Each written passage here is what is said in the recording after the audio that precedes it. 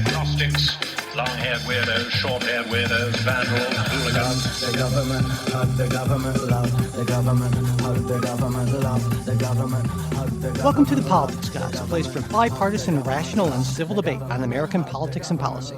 I'm Michael Baranowski, a professor of political science at Northern Kentucky University. I'm joined today by my conservative counterpart, Cleveland area attorney and defender of freedom, Jay Carson. Hey, good morning, Mike. Hey, Jay, how you doing?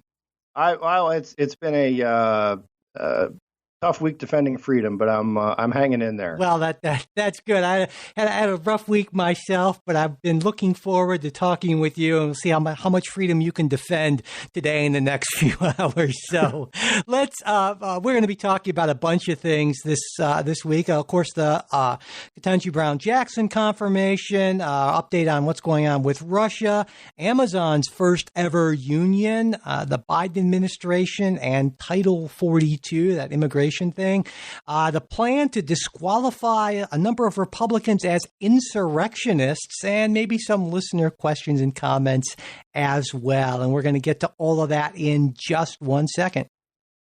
All right, Jay. So on Thursday, the Senate confirmed Judge Ketanji Brown Jackson to the Supreme Court, with Justice Jackson, or now she will be Justice Jackson, taking the place of the retiring Justice Stephen Breyer when he ends his career in the court at the end of the court's current term.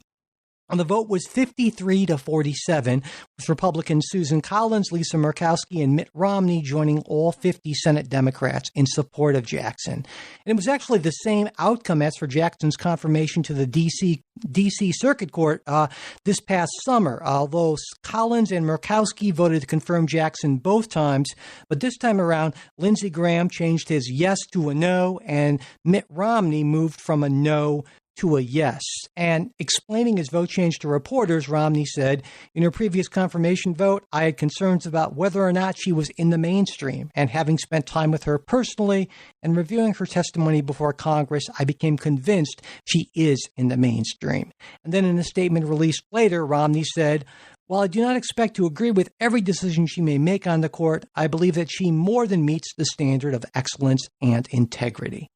So, Jay, what do you think? Do you agree with Mitt Romney that she more than meets the standard of excellence and integrity? And in general, what do you think about the vote and soon to be Justice Jackson? Yeah, no, I do agree with Romney generally. I suppose integrity is always sort of tough to tell right out of the box, right? Yeah. But there's no reason at this point, I would say, to doubt her integrity. And I think when we had predictions on this a while back, you noted Trey hit the number right on the head. I don't think I gave a specific number. I said sort of a handful. So I think I'm sort of vindicated as a prediction, right? Yeah, okay. We'll let you. I like the fact, and I should point out that Jay, in a lot of ways, is a smarter man than I am, in the sense that if there was a limb, he always makes sure to have some sort of support there. I just kind of go out on the end of the limbs and end up falling down a whole lot, because just like with your inflation predictions, you took the over and I make the specific number. But that's pretty much, it's been the same way with us for decades now, right? I make the crazy prediction and you say, specific numbers are tough to predict. Yeah, absolutely. The trends are much easier. Absolutely. Yeah. So yes, we will give you your Trump handful of, but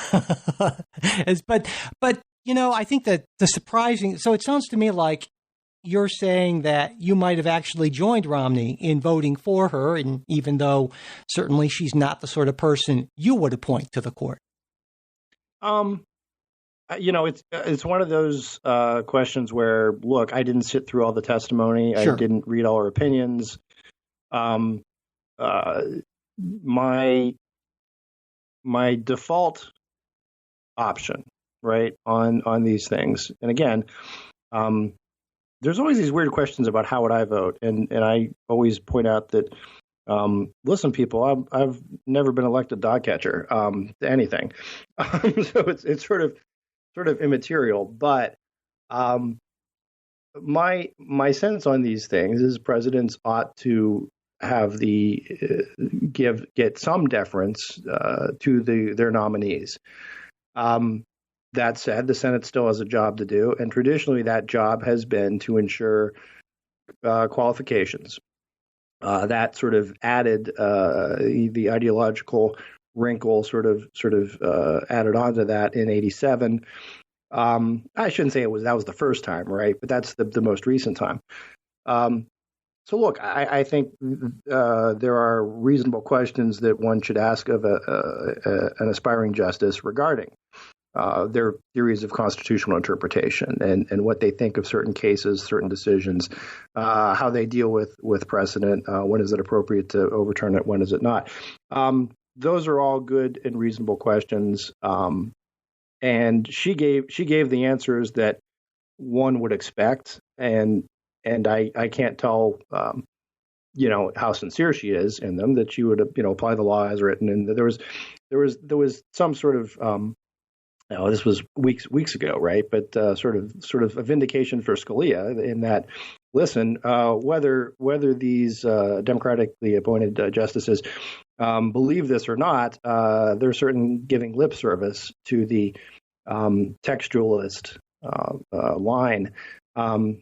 So it may well be that hypocrisy is the tribute that vice pays to virtue, or maybe she really means it, and we'll see. But I look at this as I start from the default of a president ought to get his nominee appointed absent other circumstances. Yeah.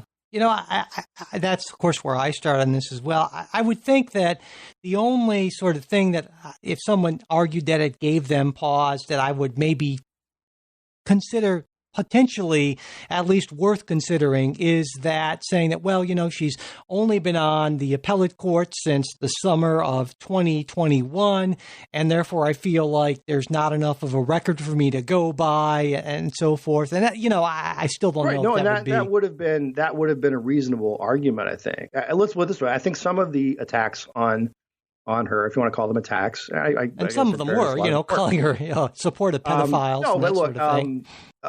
Some were fair and some were unfair. I think attacking her on the grounds of she defended criminals is, and again, this is just coming from my perspective as an attorney, is very much unfair. It's sort of like criticizing a doctor on the basis that he treated sick people. As a public defender, you defended criminals. Yeah, The job description there. Yeah, exactly. And public defenders and those people who defend criminals perform an extremely important role in our system. And I would, to me, as a conservative, this is something I believe very, very dearly. Because look, I'm tough on crime and all that, but I have also grave concerns about the government, right? The police state. This and this is one of our great constitutional checks against government overreach, is that you have the right to have an attorney, and if you can't afford one will be appointed. And look, that's the way the process is supposed to work. So. I think those attacks were unfair. The attacks of she's somehow pro pedophile, I guess. Again, that's I think those were over the line. The question about how do you define a woman, I think is a fair question in light of today's jurisprudence and in light of Bostock, in light of how would you look at interpreting Title IX. I think that's a fair question. And I think her answer, kind of stumbling of the look, I'm no biologist, is again, that was sort of the I don't want to call it a gaffe, because unless you take the idea that a gaffe is when someone accidentally says the truth. But right. She revealed the state of play there, right? So I guess that's my overall thoughts on this. I think I can see some principled conservatives saying, no, we don't. We're not going to vote for her because we do think she takes too expansive a view of a living constitution, or we just simply don't trust that she's going to be the textualist that she says she is. But I think some of the other questions. What were some of the other attacks? I mean, we're over the line. and just sort of nonsense and theater.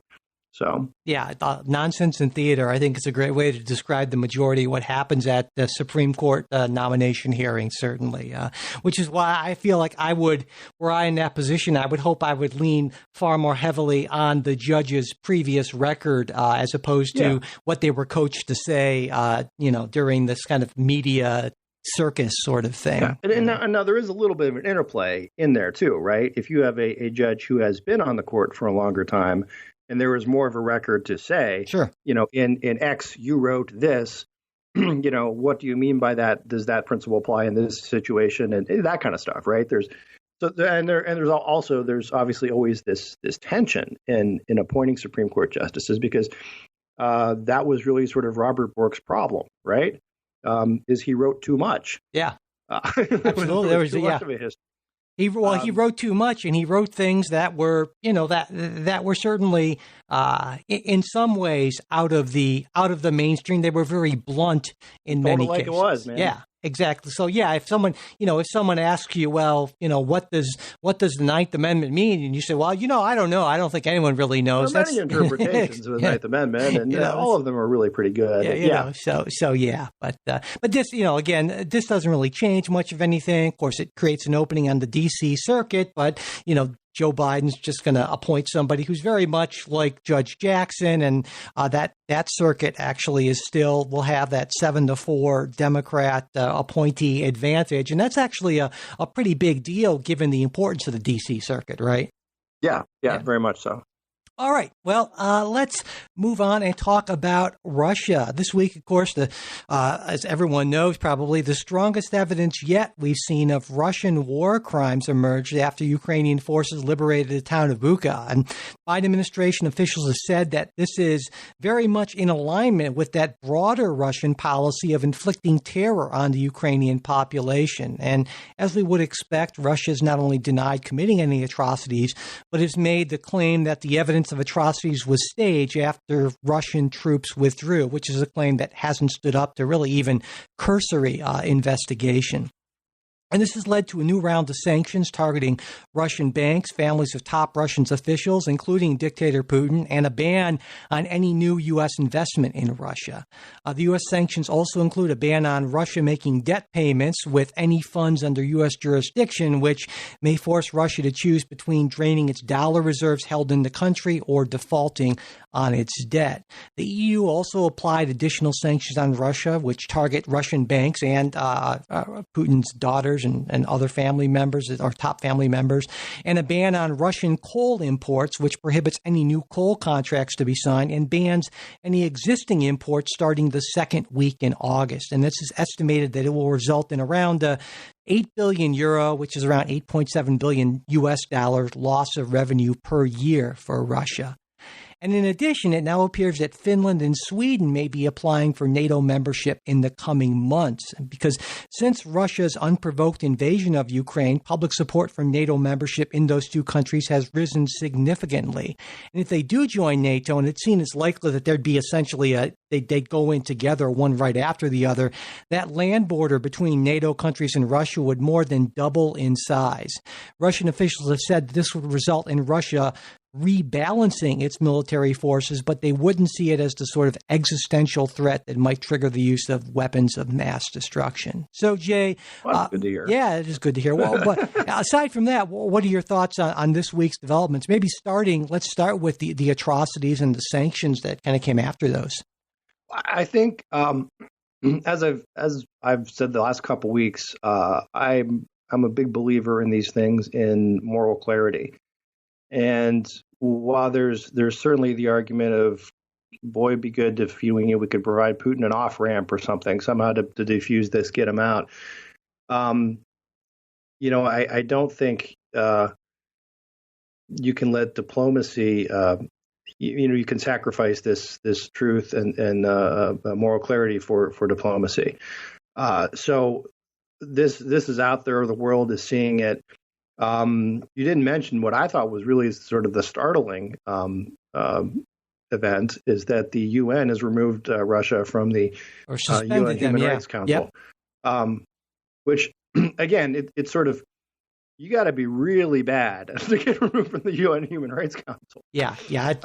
It's kind of a joke. Some of the countries that have actually been on that council. It's more than a joke. I mean, it's tragic. It's horrific. That it is almost pretty typically some of the worst actors in the world sit on that committee. But the UN General Assembly voted to remove them a fairly I don't have the number in front of me, a wide vote, but I think there were only like 3 or 4 no's, and there was the notable and really sad and upsetting, I think, abstention of Kuwait, which hey, we bailed you guys out when you were invaded by the tyrant next door. And you specifically, Mike, bailed them out when they were. Just to point out, current members of the council include Cuba and China, and right there, I mean, famous upholders of human rights, China and Cuba, and you look at the list of members, and it's just more than a joke. You're right. So anyway, I rarely do I say kudos to the UN, but I will today on that.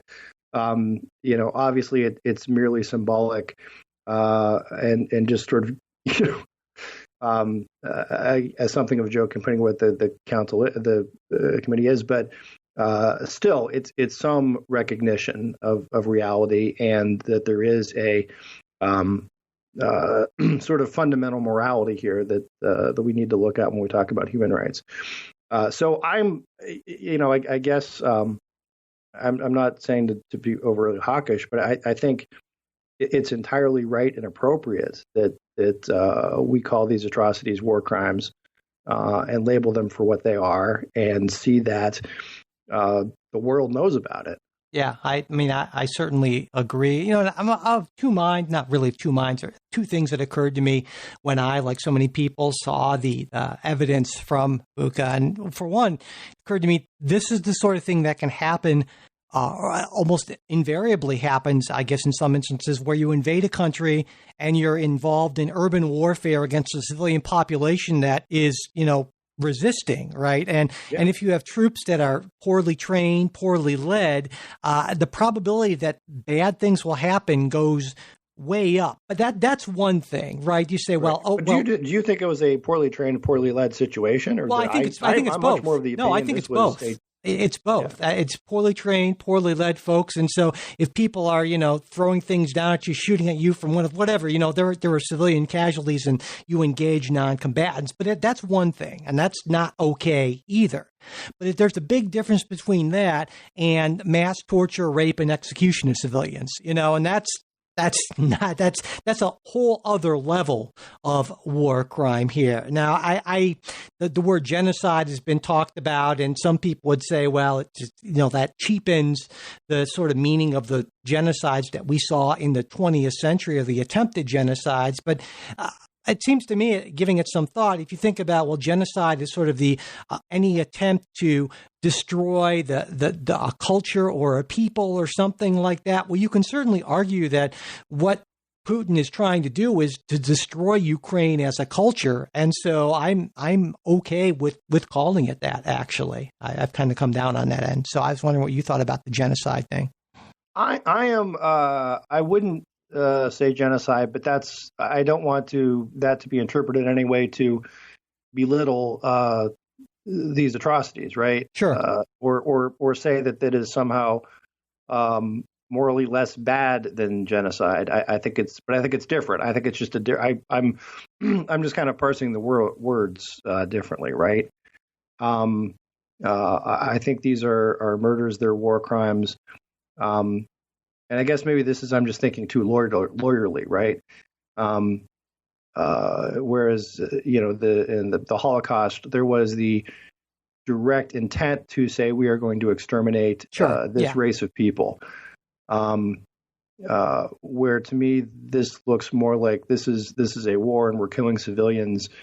Because many cases, again, of the same Slavic type ancestry, right? Many Russian speakers. So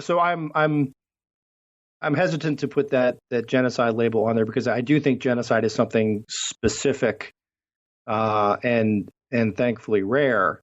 But that I don't want that Sure. in any way to whatever Jay Soft on war crimes.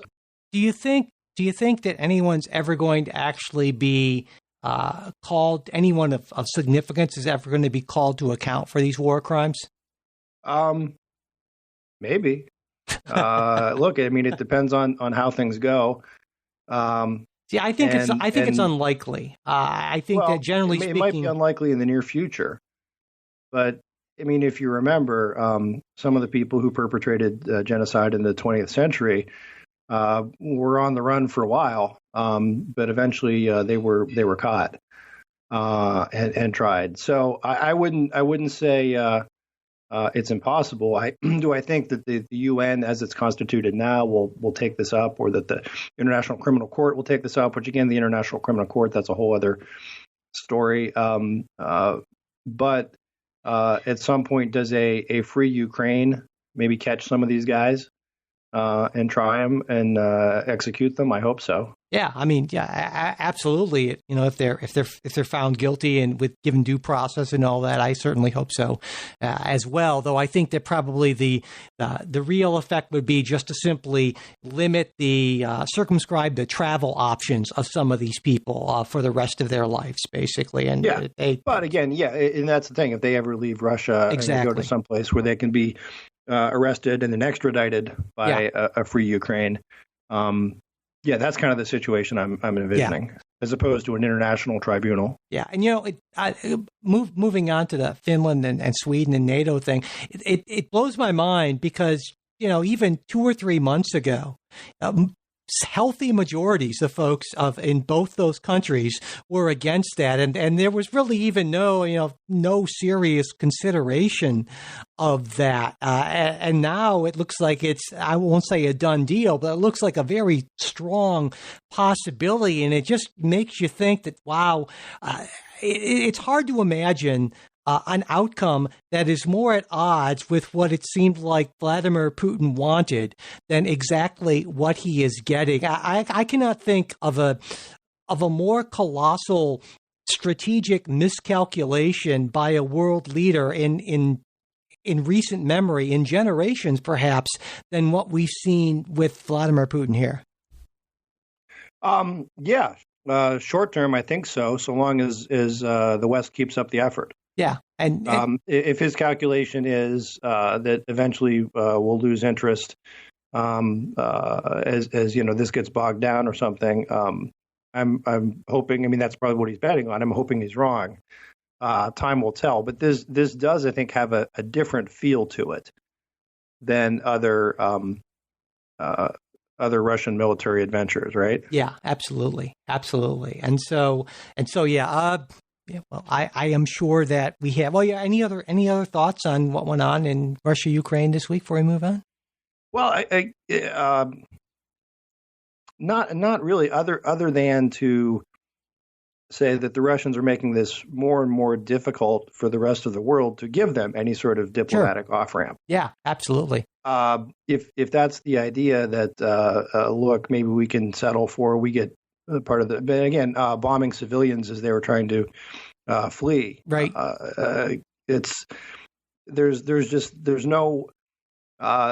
There's no way around that, and there's no way that is forgivable, right? In the sense of, well, this was a war and stuff happened. Their conduct is requiring the West to stand strong for good or bad, right? I mean, and the more they do along those lines, the more you get to a point where you think, are there any other sanctions? And it seems like, well, yes, we found some more things coming up with new sanctions. I'm always like, why didn't we do that before? Yeah, exactly. I think so. And I guess the other piece of this is, I'm gonna sound a little goofy here, but years ago, back in the 80s, and Ronald Reagan referred to the Soviet Union and its satellites as an evil empire, and everybody laughed at him, and partly, oh, silly old Ron, it just sees the world in black and white, and We but I didn't think laugh at him. this reminded people, I mean, that it still is an evil empire, and you maybe have different people in charge, and it doesn't have the ideological overlay that the Soviet Union did. But it does, I think, force world leaders and humanity to look at there is good and evil. I mean, sometimes you just have to call it like that. There's no way around. And so good for President Biden for being early and in front on that, right? Calling Putin a war criminal. And I think I've been appropriately congratulatory. Yeah, absolutely. To him on that. So yeah, we can agree that it is just let the polls give him the Jets though. But well, we can agree that that Russia still is an evil empire. It went from being an evil empire to being a corrupt democracy, then back to being an evil empire. So they had that brief period, I guess, the Yeltsin years. Anyway. Let's move on and go back to sort of domestic front. Something that was a big deal for me. I was very excited about. You, Jay, probably a little bit less excited, I would guess. But just over a week ago, workers at an Amazon warehouse in New York City made history by becoming the first group of Amazon workers to unionize. 55% of the workers voting approved the move to unionize. And this came as a surprise, not just to Amazon, which has spent millions of dollars fighting unionization efforts, but also to pretty much all outside observers of this effort. And in part because it was led not by a traditional labor group, but by this newly formed group called Amazon Labor Union, created by a guy named Chris Smalls, who was a former employee of that very Amazon warehouse, who was fired in March of 2020 after leading a walkout over pandemic working conditions. Now, there's a second New York City Amazon warehouse scheduled to hold its own unionization vote later this month. And the really surprising success of this vote is expected to, I would say, to a certain extent, embolden other Amazon workers who are interested in organized to collectively bargain with Amazon, which is, by the way, the U.S.'s second largest employer, right behind Walmart.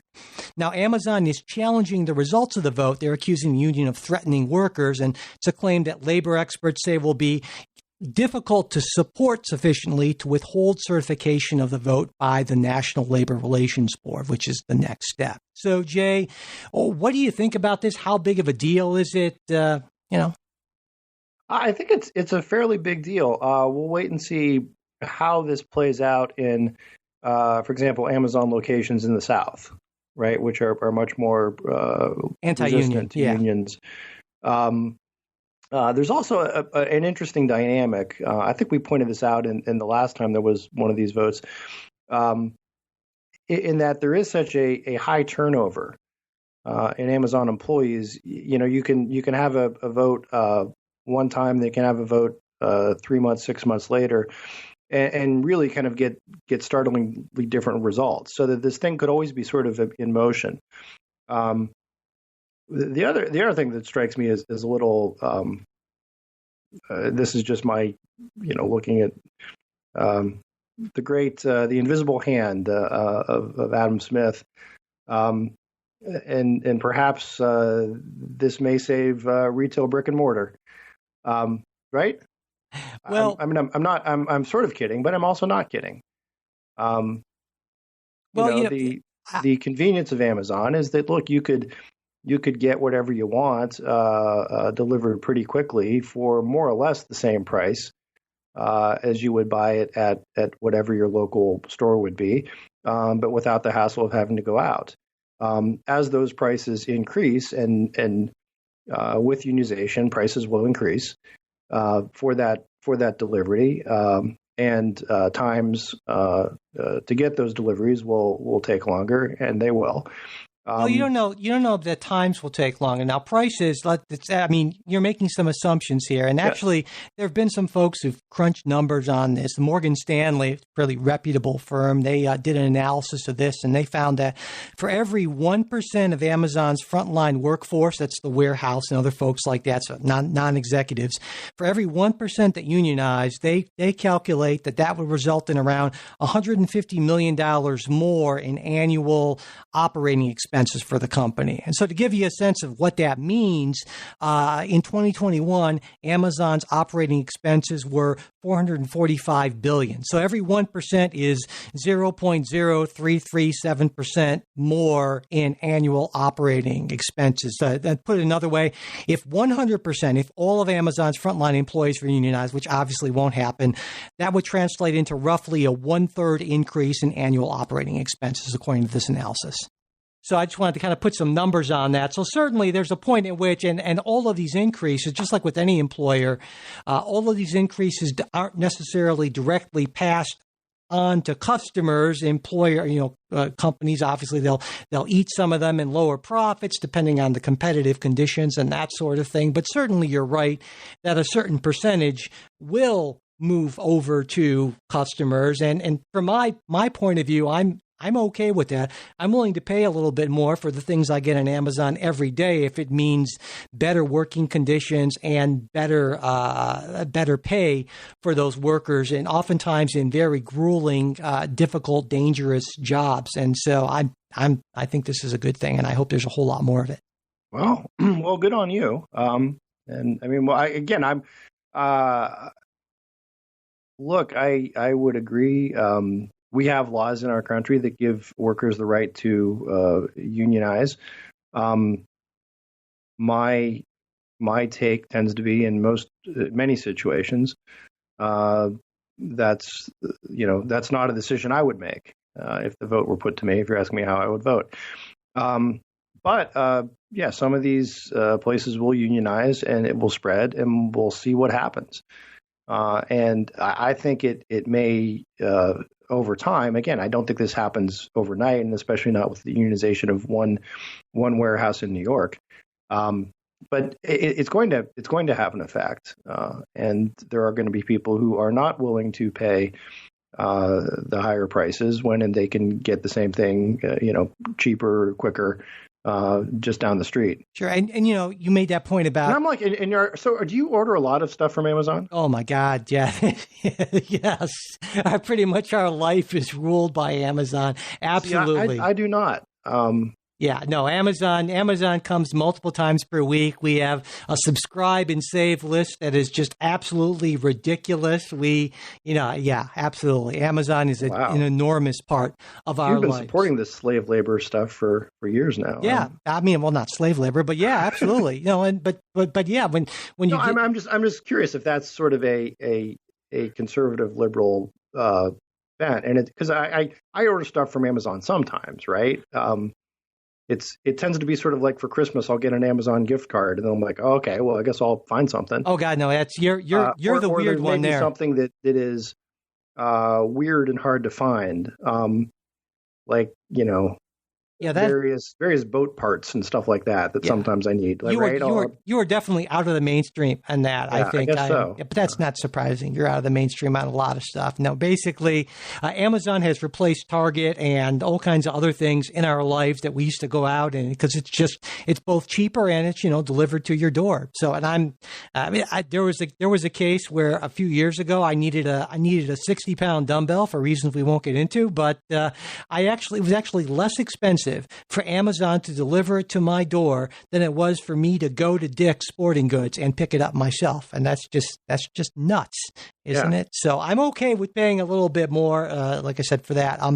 Also, I should point out that, Amazon's in a interesting sort of situation because, of course, Walmart is kind of a competitor, though Amazon has sort of a unique position. But Walmart actually has a history of closing stores rather than have them successfully unionize. And that, of course, is a very powerful deterrent to employees who think about unionizing, right? And with Amazon, it's a little bit different because they need a certain number of these distribution centers. And I don't know if they would consider doing the same thing. And it would certainly be, I mentioned this. Well, they could. And that could result in what I said of longer wait time. Yeah. Though I don't know the extent to which that would necessarily happen. But you mentioned the point that I want to get back to about in the South. Of course, a number of states have what they call right-to-work states, in which basically you can have all the benefits of collective bargaining and union membership without actually having to pay any sort of dues, which obviously decreases the incentive to become part of the union, which decreases union resources and kind of has a negative spiral sort of effect. And that's the case in most of the southern states, actually. And so I think that would make it much more difficult for unions to kind of have the force and combat the sort of anti-union activity that companies like Amazon engage in. Things like, for instance, mandatory anti-union meetings that Amazon and so many other companies require, when there's a threat of a union. And actually, I wanted to bring that up because the General Counsel of the National Labor Relations Board this week issued a memo concluding that this practice of requiring these mandatory anti-union meetings is actually a violation of the National Labor Relations Act, even though the NLRB in the past has allowed this sort of thing. Which is troubling to me, and I would think to you, right, and just in our usual principle that laws ought to be made by Congress, not by bureaucrats. Well, and I think it is not a completely unreasonable interpretation of the National Labor Relations Act, though I would not.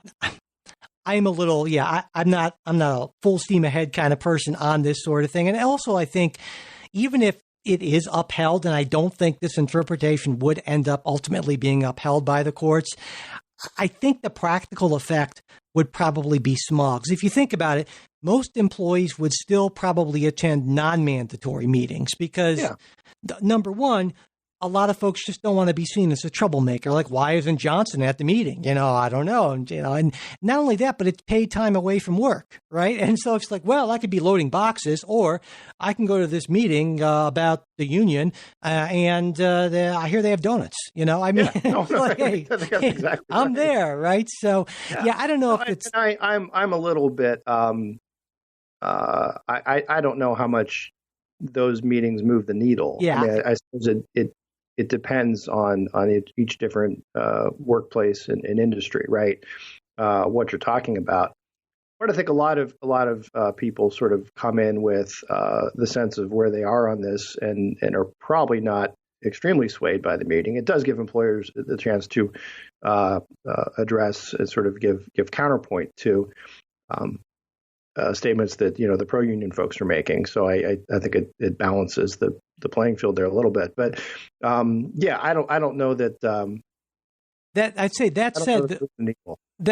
said, I would definitely be in favor to a specific amendment to the National Labor Relations Act saying that employees cannot require attendance at these meetings, and I think that does seem to me to be a reasonable thing, though as I understand it, that's not actually clearly codified in the National Labor Relations Act, and I would like to see that being part of it. I don't know what you think about that. No, I mean, I could probably agree with you on that, right? Congress does it, and then I, again, like the, just the donut approach.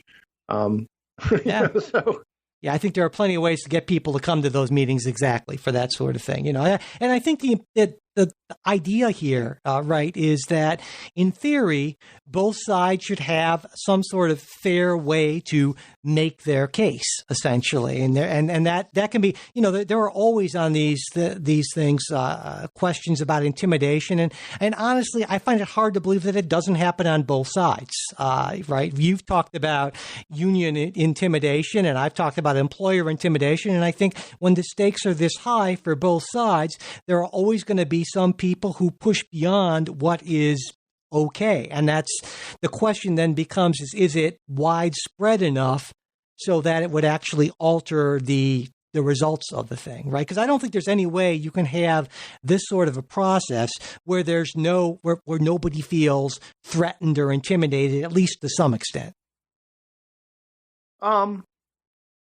Because I guess, I mean, again, it's a small thing in close quarters, and, exactly. And people know each other and all that. So maybe not. Go ahead.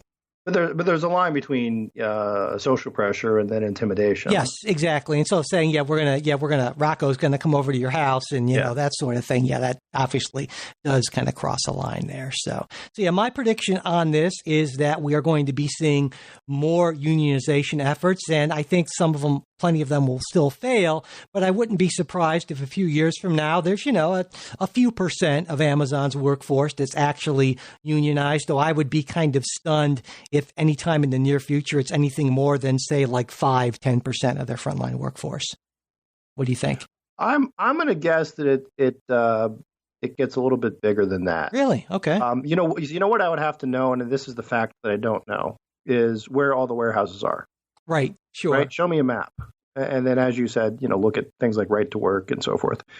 And as you would expect, they're everywhere, right? Because they have to be. Yeah, but I would have to think some places more than others. Sure. And then what you might see is maybe movement of places from one state to another. Closing one in favor of moving to another if the places were large enough. But we'll see. Yeah. And the tricky question, of course, becomes a logistical one, is that given the fact that you have to have them spread out enough. Exactly. And so then Amazon, the question for them as well, is the additional cost of transportation and all that worth, shutting down a plant where or a warehouse where, they want to unionize. So anyway. All right. Well, that actually brings us to the end of our ad-supported part of the episode. And if you're a Politics Guys supporter, the rest of the episode is coming right up. We're going to be talking about the Biden administration and Title 42, that some plans to disqualify Republicans as insurrectionists and whether that's okay. I think Jay has some pretty strong views on that, and a bunch of listener questions and comments. If you're not a supporter, just a quick reminder, full episodes, which are ad-free, run typically around 2 hours. They're available to our Patreon supporters, as well as to anyone who's not in a position to financially support the podcast. To become a Patreon supporter, just go to patreon.com/politicsguys. You can also support us at Venmo or at politicsguys, as well as through PayPal. Those links are in the show notes and at politicsguys.com/support. And if you'd like to get free access to full episodes, just email me, Mike at politicsguys.com, and I will be happy to take care of that for you. And whether you're a supporter or not, we would really appreciate it if you could subscribe, rate the show, leave a review on whatever podcast app you use, and share episodes on social media. Thanks so much.